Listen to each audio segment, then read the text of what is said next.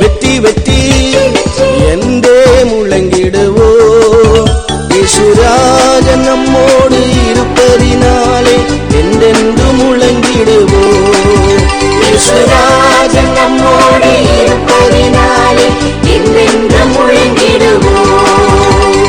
வெற்றி வெற்றி வெற்றி வெற்றி என்றே முழங்கிடுவோம். இயேசுராஜன் நம்மோடு இருப்பதினாலே என்றென்று முழங்கிடுவோம். இயேசுராஜன் நம்மோடு இருப்பதினாலே என்றென்று முழங்கிடுவோம். கடைசி கால சியோன் சபையின் தலைமை போதகர் சாது ஐயா அவர்கள் தேவனுடைய செய்தியை நமக்கு தந்து இப்பொழுது ஜெபிப்பார்கள். ஆண்டவராய் இயேசு கிறிஸ்து நாமம் மகிமைப்படுவதாக. கடைசி கால சியோன் ஊழியங்கள் மூலமாக இந்த சியோன் மலை இந்த டிவி நிகழ்ச்சிகளிலே உங்களை சந்திப்பதிலே நான் மகிழ்ச்சி அடைகிறேன். நம்முடைய ஆண்டவராகிய இயேசு கிறிஸ்து சர்வ வல்லமையுள்ள ஆண்டவராக இருக்கிறார். ஆதியாகமத்தின் புத்தகம் 17ஆம் அதிகாரம் அதனுடைய 1ஆம் வசனத்திலே ஆபிரகாமுக்கு ஆண்டவர் சொன்னார், நான் சர்வ வல்லமையுள்ள தேவன், நான் சர்வ வல்லமையுள்ள தேவன். ஆண்டவர் ஆபிரகாமுக்கு தன்னை சர்வ வல்லமையுள்ளவராக வெளிப்படுத்தி சொல்லுகிறதை நாம் பார்க்கிறோம். ஆண்டவரால் கூடாததும் ஆண்டவரால் செய்ய முடியாததும் ஒன்றுமில்லை என்பதை ஆபிரகாமுக்கு ஆண்டவர் குறிப்பிடுகிறார். 99 வயதான ஒரு சூழ்நிலைகளிலே மனிதனால் சாத்தியமில்லாத ஒன்றை சாத்தியமாக்க ஆண்டவரால் முடியும் என்பதை ஆபிரகாமுக்கு ஆண்டவர் வெளிப்படுத்துகிறார். ஆண்டவரை விசுவாசித்திருக்கிற ஆபிரகாம் ஆண்டவருடைய சர்வ வல்லமையுள்ள மகிமையான வல்லமையை விசுவாசித்து ஆண்டவரை பின்பற்றினார். வேதத்திலே நாம் வாசிக்கிறோம், நம்முடைய ஆண்டவர் சர்வ வல்லமையாக இருந்து அனைத்தையும் செய்கிறவராக இருக்கின்றார். ஆமோசின் புத்தகம் அதனுடைய 4ஆம் அதிகாரத்தினுடைய அதனுடைய 13ஆம் வசனத்தை நாம் வாசிக்கும் பொழுது ஆண்டவர் எல்லாவற்றையும் அறிகிற தேவனாக இருக்கிறார். உலகத்திலே மறைவான ரகசியமான ஒன்றுமில்லை என்று சொல்லும்படிக்கு அனைத்தையும் அறிகிற தேவனாக இருக்கின்றார். ஆமோஸ் 4:13 வாசிக்கிறோம், அவர் மனிதனை உருவாக்கினவர், காற்றை சிருஷ்டித்தவர், மனிதனுடைய நினைவுகள் இன்னதென்று அவைகளை வெளிப்படுத்துகிற அறிகிற தேவனாக இருக்கிறேன் என்று ஆண்டவர் ஆமோஸ் 4ஆம் அதிகாரம் 13ஆம் வசனத்திலே சொல்லுகிறார். இன்றைக்கு அநேகர் மறைவாக யாருக்கும் தெரியாது என்று பல காரியங்களை செயல்படுகிறார்கள், நினைக்கிறார்கள். ஆனால் நம்முடைய எல்லா அந்தரங்கங்களையும் எண்ணங்களையும் சிந்தைகளையும் அனைத்தையும் அறிகிற தேவனாக நம்முடைய ஆண்டவர் இருக்கின்றார். அனைத்தையும் அறிகிறவர். எபிரேயர் புத்தகம் 4ஆம் அதிகாரம் அதனுடைய 13ஆம் வசனத்தை வாசிக்கிற வேளையிலே அவருக்கு மறைவானது, அவருடைய பார்வைக்கு மறைவான சிருஷ்டி ஒன்றுமில்லை, சகலமும் அவருடைய கண்களுக்கு முன்பாக வெளியரங்கமாக நிர்வாணமாக இருக்கிறது, நாம் அவருக்கு கணக்கு ஒப்புவிக்க வேண்டும் என்று சொல்லப்பட்டிருக்கிறது. அனைத்தையும் செய்ய வல்லமை உள்ளவர், எல்லாம் அறிகிற தேவனாக இருக்கிறார். எல்லா காரியங்களையும் நம்முடைய வாழ்க்கையில் உள்ள நல்ல காரியங்களை அறிகிறார். நமது வாழ்க்கையில் இருக்கிற உண்மை இனங்கள், பொய்யான தவறான ரகசியமான எல்லாவற்றையும் அறிகிறார். இவர்தான் சர்வ வல்லமையுள்ள ஆண்டவர். 115ஆம் சங்கீதத்திலே அதனுடைய 3ஆம் வசனத்திலே வாசிக்கிறோம், நம்முடைய ஆண்டவர் பரலோகத்தில் இருக்கின்றார், வானத்தையும் பூமியையும் உண்டாக்கின சர்வ வல்லமையுள்ள ஆண்டவர் பரலோகத்திலே மகிமையாக வீற்றிருக்கின்றார். அந்த ஆண்டவரை குறித்து சங்கீதக்காரன் சொல்லுகிறார், தமக்கு சித்தமான எல்லாம் அவர் செய்து கொண்டிருக்கிறார். சர்வ வல்லமையுள்ள ஆண்டவர் எது அவருக்கு சித்தமோ, எது நன்மையாக தெரிகிறதோ மனுமக்களுக்கு அது செய்கிறார். அவரை பின்பற்றுகிற, அவரை நேசிக்கிற, அவரை ஆராதிக்கிற, அவரை நம்புகிற, அவரை துதிக்கிற, அவருக்கு பயப்படுகிற பிள்ளைகளுக்கு ஆண்டவர் தமக்கு சித்தமான எல்லாம் செய்கிறார். மனிதனால் சில காரியங்களை தடுக்க முடியும். ஆண்டவர் அவருக்கு பயப்படுகிற, அவரை துதிக்கிற, அவரை நேசிக்கிற, அவரையே பற்றி கொண்டிருக்கிற பிள்ளைகளுக்கு தமக்கு சித்தமான எல்லாவற்றையும் ஆண்டவர் செய்ய ஆரம்பிக்கின்றார். அருமையானவர்களே, இந்த கால வேளையிலே நீங்கள் உண்மையாக ஆண்டவருக்கு பயப்படுவது உண்மையானால் அவர் சுத்தமான காரியங்கள் ஒருவேளை சூழ்நிலைகளினாலே தாமதமாகலாம், அல்லாவிட்டால் மனிதனால் தடுத்து நிறுத்தப்பட்டிருக்கலாம். ஆனால் அவருடைய சுத்தமான காரியங்கள் நிச்சயமாகவே ஆண்டவர் செய்து நிறைவேற்றுகிறவராக இருக்கிறார். தொடர்ந்து வேதத்தை நாம் வாசிக்கிறோம். சர்வவல்லமையுள்ள நம்முடைய ஆண்டவர் ஏசாயாவின் புத்தகம் அதனுடைய 40ஆம் அதிகாரத்தினுடைய அதனுடைய 28, 29 வசனத்திலே நாம் வாசிக்கிறோம். பூமியின் கடையாந்தரங்களை சிருஷ்டித்த அநாதி தேவன் அவர் இளைப்படுவதில்லை.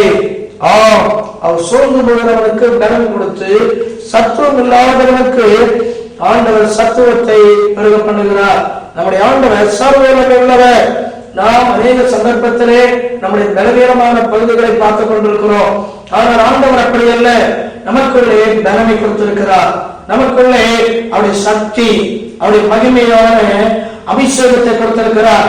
அதன் மூலமாக சர்வவல்லமையுள்ள ஆண்டவர் எந்த பலவீனமான பகுதிகள் நமது வாழ்க்கையில குறுக்கிட்டாலும் அவைகள் மத்தியிலே தம்முடைய சர்வவல்லமையுள்ள அவருடைய மகிமையினாலே எல்லா பலவீனமான பகுதிகளை நீக்கி பலனையும் சத்துவத்தையும் மகிமையும் அருளுகிற தேவனாக இருக்கின்றார்.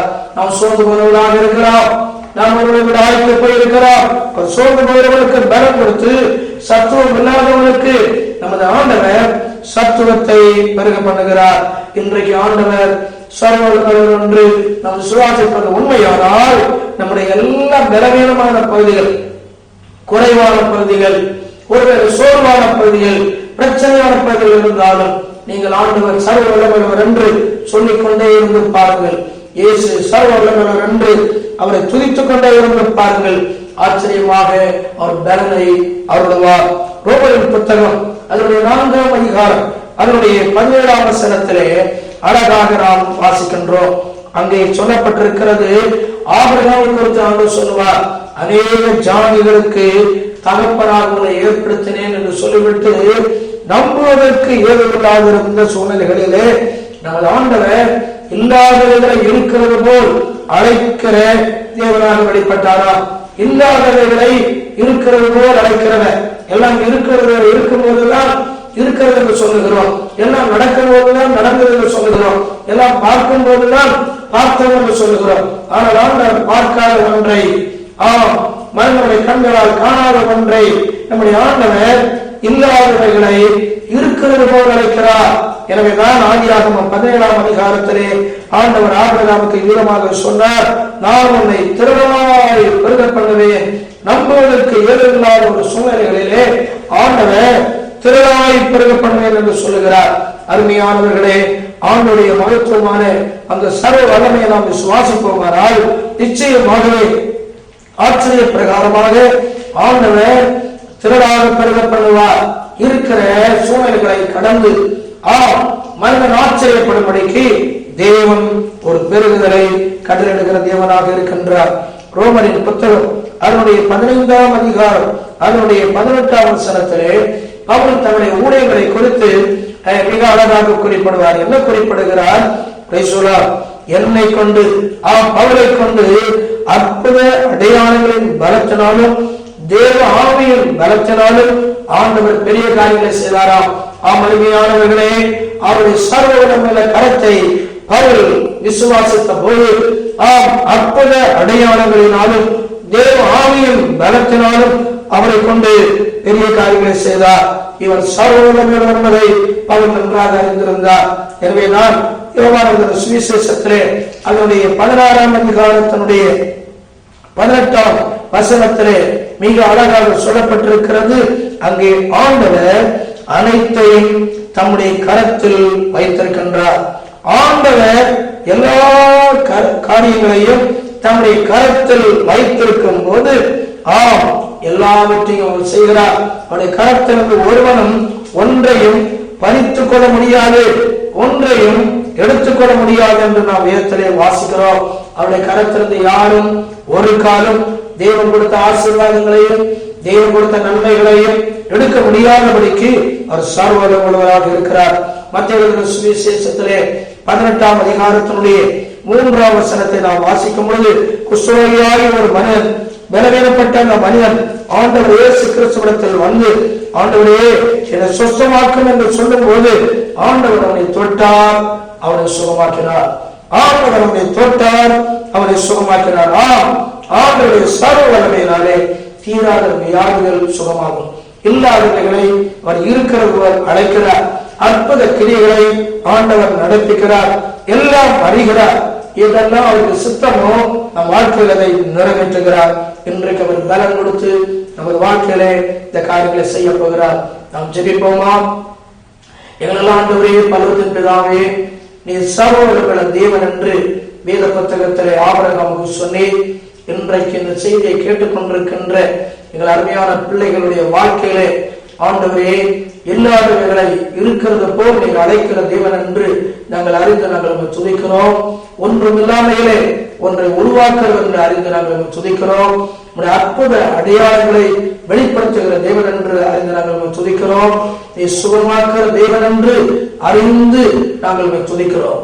இன்றைக்கு வியாதியோடு ஆண்டவரே, பலவீனங்களோடு செய்தியை கேட்டுக்கொண்டிருக்கிற பிள்ளைகளுடைய சரீரத்திலே எப்பேற்பட்ட தீராத பிரச்சனைகள் இருந்தாலும் உங்களுடைய சர்வ வல்லமையில உங்களுடைய கரத்தை நீட்டி நீ தொடுவீராக. உங்களுடைய அதிர்ஷ்டமான ஆவியானவர் அவருடைய இல்லங்களிலே, அவருடைய குடும்பங்களிலே அற்புதமான விடுதலையை நீ கட்டளிடும்படியாக நான் வேண்டுகிறேன். ஆண்டவரே, நீ சர்வ வல்லமை உள்ளவர், நீ சர்வ வல்லமை உள்ளவர். உங்களுடைய பிள்ளைகளை பெருக பண்ணும், உங்களுடைய பிள்ளைகளை ஆசீர்வதியும். இயேசு நாமத்தில் பிதாவே, ஆமென், ஆமென்.